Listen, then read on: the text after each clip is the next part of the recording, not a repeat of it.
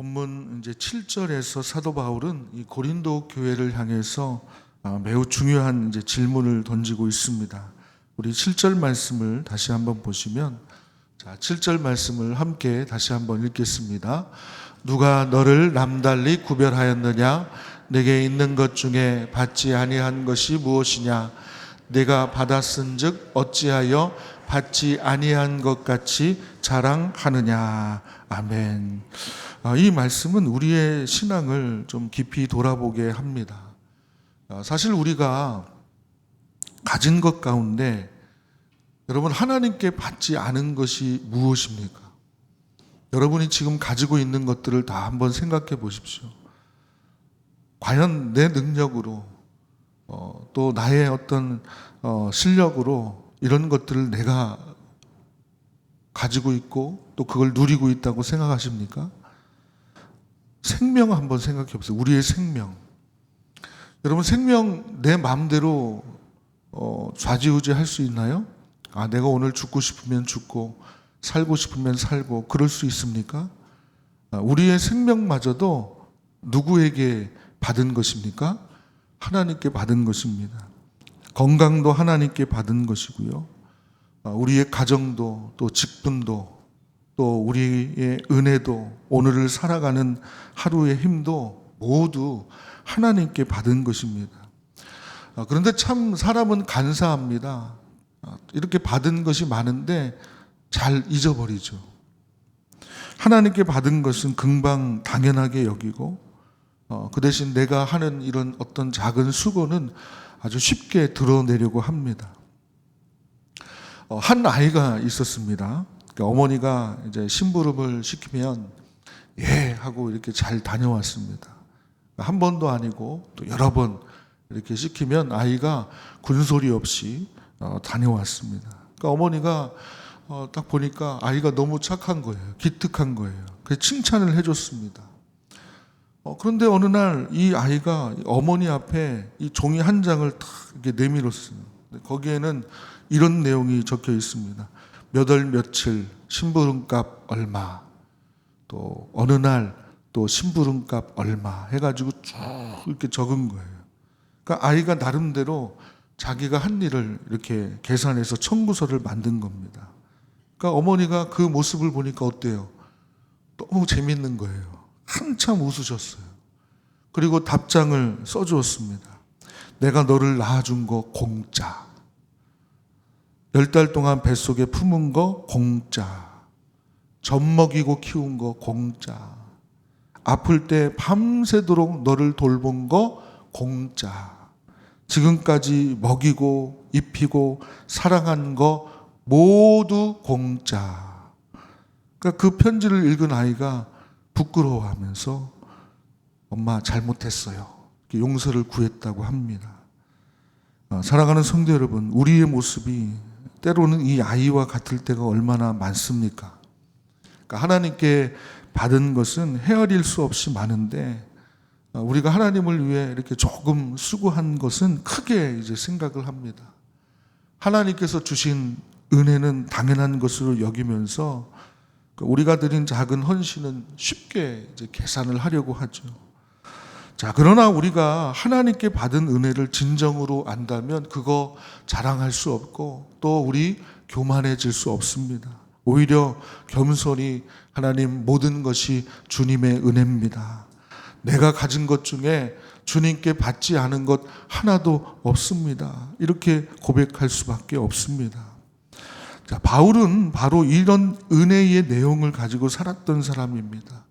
그는요, 자신이 사도된 것도 자기 능력 때문이라고 생각하지 않았습니다.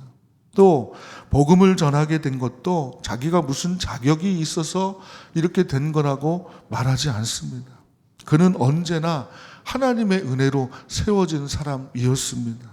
그렇기 때문에 오늘 본문에서 바울은 하나님께 받은 것이 그렇게 많은데 주님을 위해 살다가 조금 어려운 일 당하면 그것도 믿음으로 감당할 수 있는 게 아니냐, 그런 내용이 지금 오늘 우리가 읽은 본문에 기록이 되어 있는 겁니다. 사랑하는 성도 여러분, 신앙생활을 하다 보면요 억울한 일 겪을 때가 있습니다. 나는 이렇게 선한 마음으로 섬겼는데 오해를 받을 때가 있어요. 아무 대가를 바라지 않고 수고했는데 돌아오는 것은 감사가 아니라 비난이 올 때도 있습니다. 열심히 돕고 참고 견디고 희생을 했는데 갑자기 비방을 받을 때도 있죠. 그때 우리의 마음이 얼마나 힘들겠습니까? 내가 도대체 뭘 그렇게 잘못했나? 왜 내 마음을 알아주지 못하느냐? 내가 이렇게 선한 일을 하고도 내가 이런 말을 듣고 이런 수모를 받아야 하는가? 이런 생각이 우리의 마음을 흔들어 놓을 때가 있습니다. 그러나 오늘 본문에서 바울은 그 억울함을 믿음으로 해석하고 있습니다. 자, 우리 9절 말씀을 보시면, 자, 9절 말씀을 함께 읽겠습니다. 9절입니다. 내가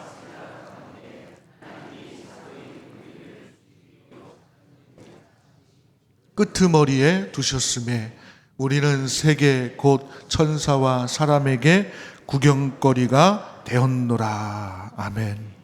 여러분, 바울은요, 자신이 겪는 비난과 고난을, 자, 여기 잘 보시면 주어가 있어요. 주어. 구령거리가 되게 한 거, 끄트머리에 두신 분, 그분이 누군가요? 지금 누구라고 되어 있죠? 내가 생각한 건데 누가? 하나님이라고 말하고 있습니다. 그러니까 사람에게서 오는, 내가 지금 겪고 있는 비난과 이 고난을 사람에게서 오는 일로 보지 않습니다. 그는 하나님 앞에서 해석을 하는 거예요. 우리를 끄트머리에 두신 분이 누구냐? 하나님이시라는 거예요. 원래 사실은 현실적으로 볼 때는 사도 바울을 공격했던 많은 사람들이 그를 그냥 죽이기로 작정된 자 같이 끄트머리에 두었고 또 구경거리가 되고 이런 수모를 당하는 일들이 많았거든요. 근데 그걸 사람이 한 거라고 생각하지 않고 누가 지금 그렇게 했다는 거예요? 하나님이 그렇게 하셨다는 거예요. 그러니까 여기서 중요한 것은 바울이 사람들이 우리를 이렇게 만들었다고 말하지 않고 하나님이 우리를 그렇게 하셨다고 지금 말하고 있는 겁니다. 그러니까 이게 여러분 믿음의 해석입니다. 구약 성경에 보면 다윗도 그렇습니다. 다윗이 이제 압살롬의 반역으로 피난길에 올랐을 때 시므이라고 하는 사람이 있습니다. 이 시므이라는 사람이 다윗을 향해서 막 저주를 내뿜습니다. 돌을 던지고 먼지를 날리면서 왕을 막 모욕해요. 근데 곁에 있던 장군이 이 참지 못하고 시므이를 막 죽이려고 하는데 다윗이요 그를 말립니다. 그리고 사무엘하 16장 10절에 보면 이렇게 말합니다. 사무엘하 16장 10절 말씀을 함께 읽겠습니다. 왕이 이르되 수루아의 아들들아 내가 너희와 무슨 상관이 있느냐? 그가 저주하는 것은, 자, 누가요?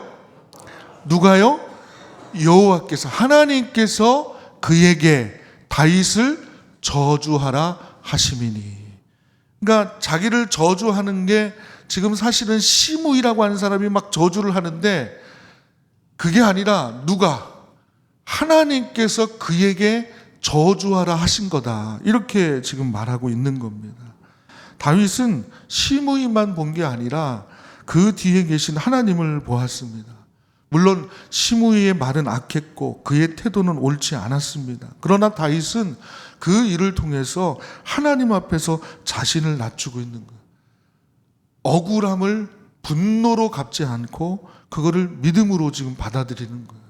그러니까 내가 받는 이 수모가, 내가 받는 이 고통들이 물론 사람들이 나를 향해서 그렇게 하지만 결국 이것마저도 하나님이 허락하셨기 때문에 된 거다.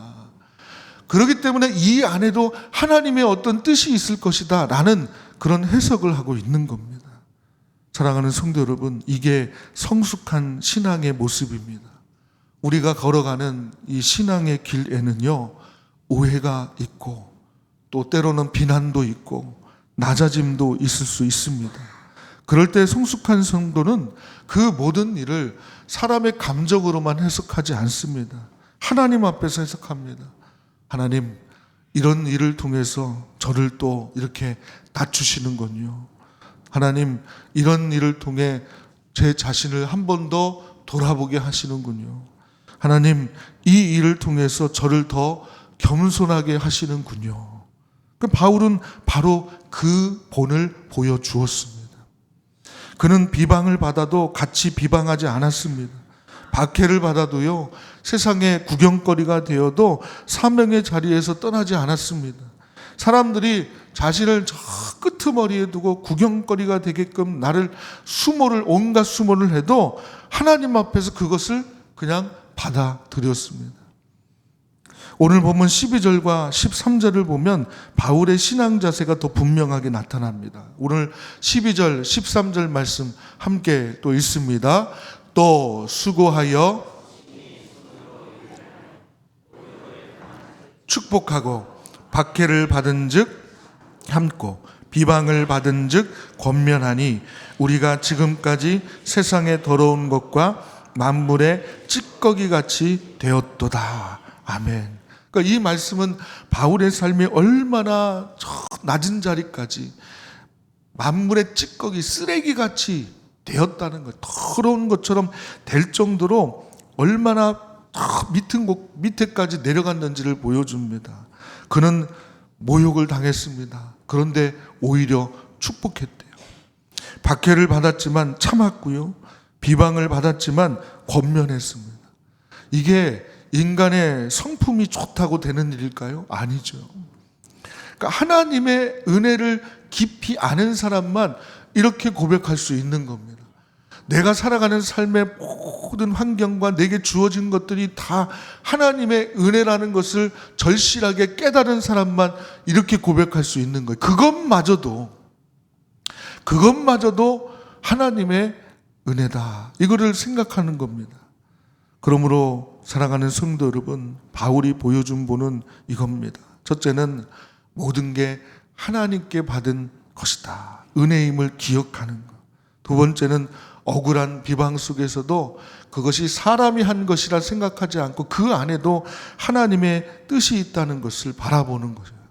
또 세 번째는 낮아짐의 그 자리에서도 끝까지 사명을 포기하지 말라는 것. 이것이 바울이 고린도 교회 성도들과 우리에게 보여준 본입니다. 혹시 지금 누군가의 말 때문에 마음이 아프신 분이 계십니까? 또 선한 마음으로 섬겼는데 오해를 받아서 낙심하고 계시는 분이 계십니까? 내 수고를 아무도 알아주지 않는 것 같아서 서운한 마음이 있는 분 계십니까? 그때 여러분, 그것이 사람의 일이라고만 보지 마시고 그 안에도 하나님의 뜻이 있음을 기억하시기를 바랍니다. 하나님께서 그런 일을 통해서 우리를 더 깊은 믿음의 자리로 이끌어 가시고 또 우리를 낮추심으로 더 온전한 사람으로 빚어 가실 것입니다. 우리는 받은 것이 많은 사람들입니다. 하나님께 받은 은혜가 큽니다. 그러므로 주님을 위해 감당하는 작은 어려움 앞에서 쉽게 흔들리지 마시길 바라요. 그리고 사람의 평가에 마음을 빼앗기지 마십시오. 억울함 속에서도 믿음의 해석을 하시기를 바랍니다. 하나님께서 아시고요. 하나님께서 지금도 보고 계시고요. 또 하나님께서 때가 되면 우리를 세우시고 또 회복시켜 주실 것입니다. 오늘도 바울이 보여준 이 본을 따라서 받은 은혜를 기억하며 겸손히 살아가기를 바랍니다. 어떤 비방과 또 오해 속에서도 하나님을 바라보며 믿음으로 견디시기를 바랍니다. 그리고 내가 서 있어야 될 자리, 내가 감당해야 될 그 사명의 자리에서 끝까지 믿음직하게, 신뢰할 만하게 충성하시는 우리 성도님들 다 되시기를 주님의 이름으로 축복합니다.